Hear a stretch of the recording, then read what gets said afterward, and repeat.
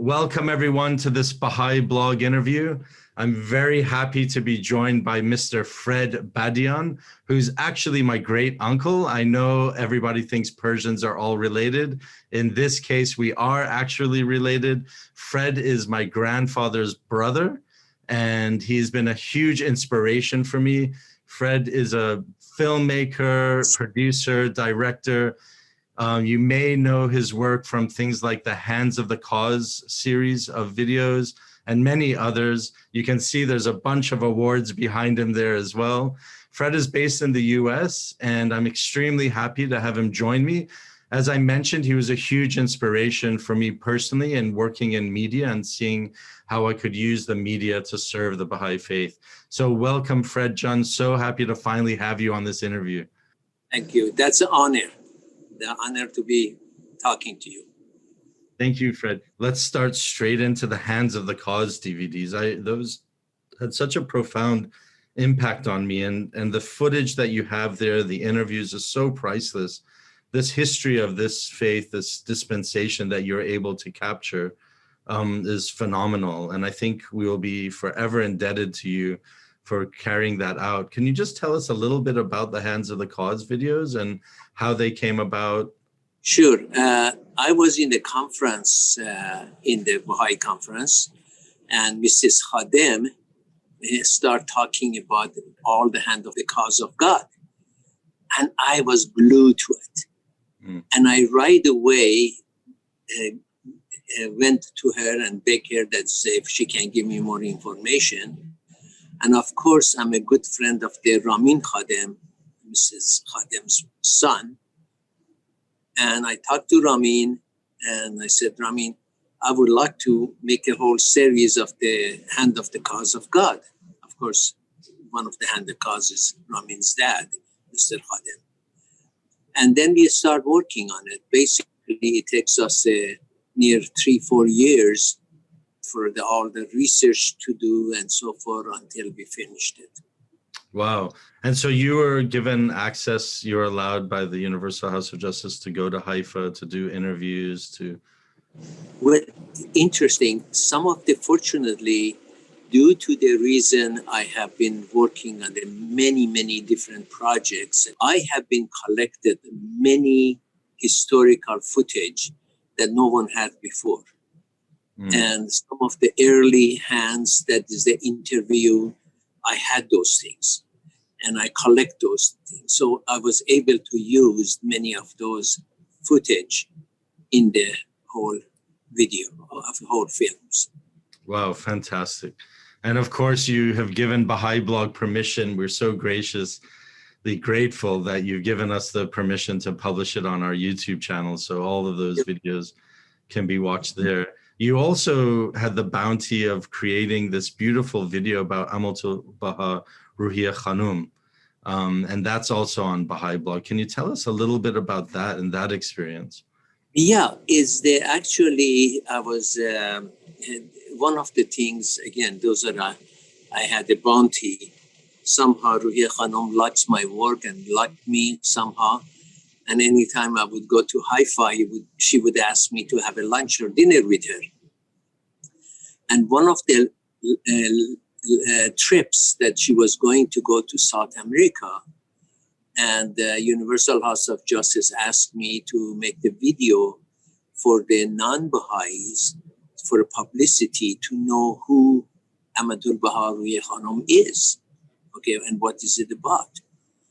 So I had the access to a lot of the private pictures and many other things, and start working on that for her trips that she went to the South America. Wow, that's very special.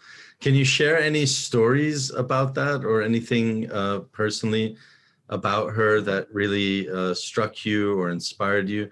People that really know Ruhiyyih Khanom, she is very direct. She say whatever she is in her mind and heart is. So we got to listen. We had to listen to her all the times, exactly. And she had a very good information. She has a very good insight. So it was a really joyful that I work with her. It was several projects, actually. It was that and the seat of the God's throne that she was basically doing a narration, and she was doing explaining about the whole things. So I had several projects that I had worked with her. Fantastic. Also the film of the Guardian, of course, that Yes. she would call me anytime she wanted to give a talk about the Guardian. I would go to Switzerland or any place to listen to her speech and videotape her. Fantastic. Wow. And so now, right now, the Baha'is around the world are celebrating a 100-year anniversary of the passing of Abdu'l-Baha. So you've just created this beautiful series of 6 videos about the life of Abdu'l-Baha called Abdu'l-Baha, the Mystery. And we've just published it on Baha'i blog, which is wonderful. And again, we're so grateful to you and Ruhiyyih Khanom for allowing us to do this. So can you tell me a little bit about that and the story behind creating this series of videos? Sure. I have been, again, another honor that work on the construction video of the shrine of the Abdu'l-Baha near Akka. And right after that, it came in my mind that we should make a video or series of the video regarding the life of Abdu'l-Baha, because it's fascinating. It's absolutely fascinating. So again, I reach out to Ruhiyyih Khanom, my partner in these aspects, and he agreed to do it with me. And he wrote a script on it, and we co-produce it. And it's a 6 series. And if I can explain each one, that is the first one, that series is called Beginning.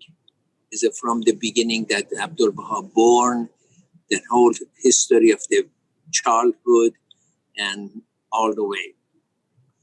The next one is the master of the prison city, and that is how the whole thing he was in the prison city in Akka for many, many years, the whole history of that. And the next one, the 3rd volume, is the tumultuous year, and that is a lot of the challenges that. And the 4th one, travel to the West, that Abdu'l-Baha came to Europe and US, that whole trips.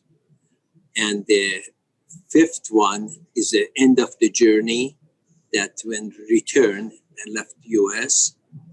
And the 6th one is a really interesting. I had the access to get a lot of the interviews and the people that they actually met Abdu'l-Baha. Wow. Those are histories from their heart, that what they meant to them, how they Abdu'l-Baha approached them, and what are the things happened. So that will be a last series of them. So that is a whole 6 series. Fantastic. Wow. Was there anything, I'm sure there were many challenges in creating this documentary. What were some of the challenges that you had and you had to overcome? Oh, we had many challenges, Nathan. It's not 1 or 2. One of the biggest challenges, absolutely there was no picture of the Abdu'l-Baha from the childhood until he was in the Turkey in Edirne. That's the first time they got a picture of him when he was young, Then after that, there is, again, absolutely no picture until he was an old man. Right. Anytime anybody want to get a picture of him, he would show his hand. He said, take a picture of my hand. So he wouldn't allow any pictures. So it's a creating story, creating a whole things about him. And without having a picture is challenging, is one of the biggest challenge. But somehow you will see the video, we overcome that, with many different ways. So that is one of the biggest challenge. And second thing is there are books and the books and the books about the Abdu'l-Baha. And if you want to have all those things, literally will be 10 hours.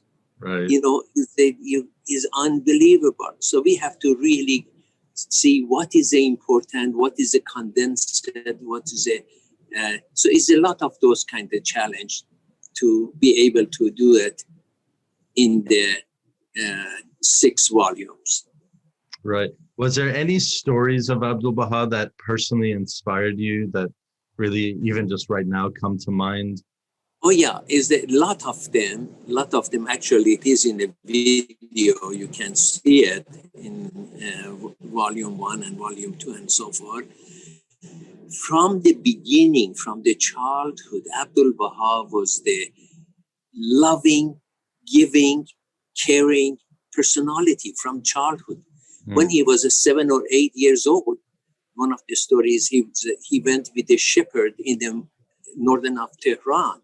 They had Baha'u'llah had a lot of sheep, basically. So he goes with the shepherds and to the mountain and then when the shepherds come lunchtime, they sit down and having a lunch.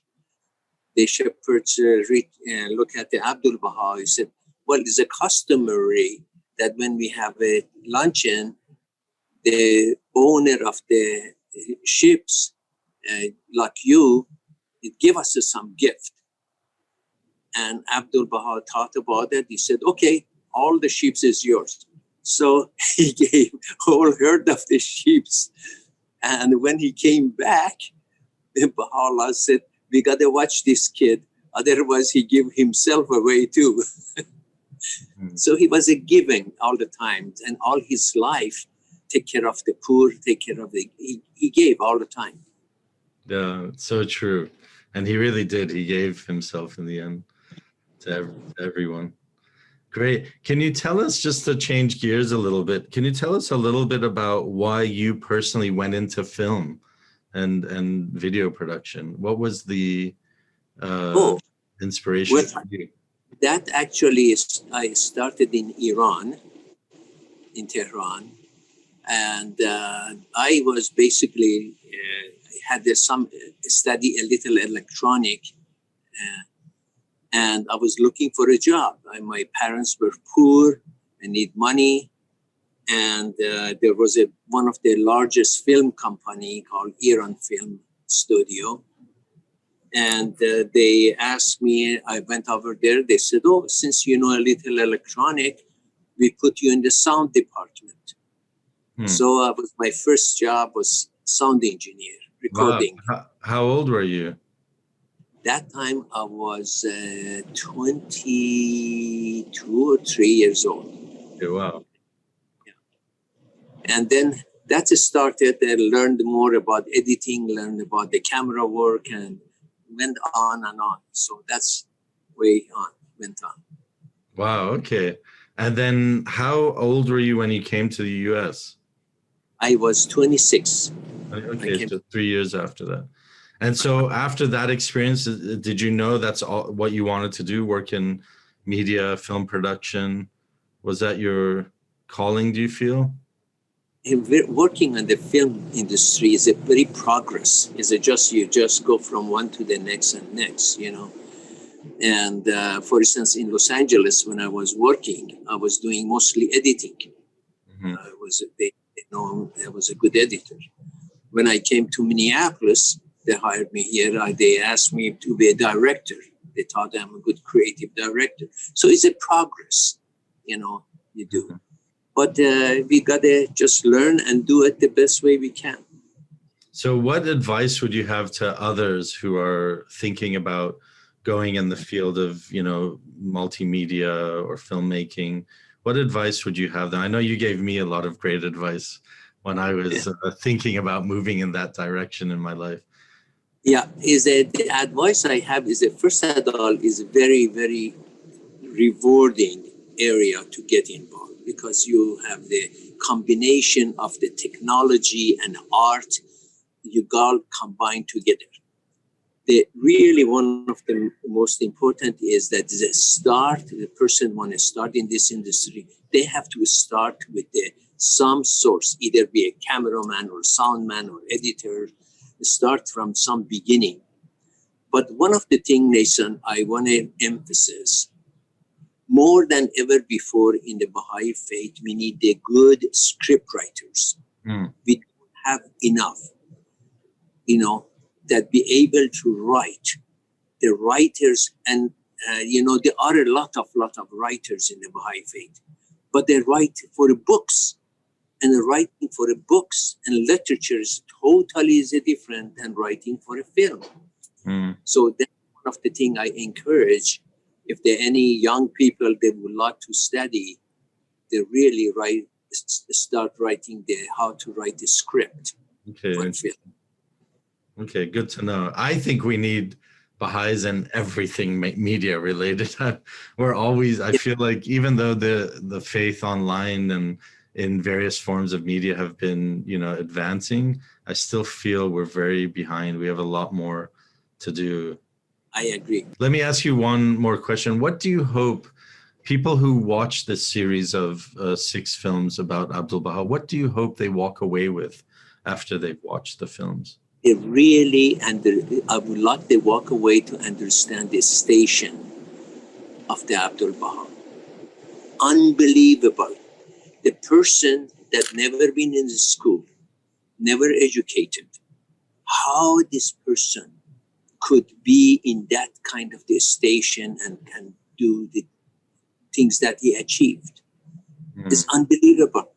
Unbelievable. Yeah, truly the mystery, as you call the series of videos, the mystery, really. But actually that name came from Baha'u'llah. Baha'u'llah called mystery of God. So he is. Yeah, and in prison all his life, and under harsh conditions, and Yeah, exactly. All those things. Yeah. Amazing that those the old age that he had, was able to travel all over the US under that conditions that times. It's amazing. Absolutely amazing. So is there something for you personally that when you think of Abdu'l-Baha really inspires you? I would like to say that there is no age matter of the person want to give a service.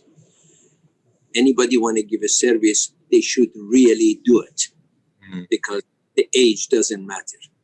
As long as we can open our mouth and talk, we can do the service and teaching.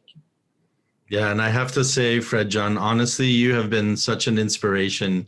You are still going nonstop. I can't keep up with you. I saw you all over the place. I know you were in Chile filming the building of the temple. I know you were in Haifa filming the building of the Shrine of Abdu'l-Baha, and so many other things that you've been able to be a part of. And it's been honestly, without Taruf, not just to be polite, it's been such a moving and inspiring. You've been such an example for me, and I'm really grateful to have you and proud that you're a part of my family. And Thank you, appreciate that.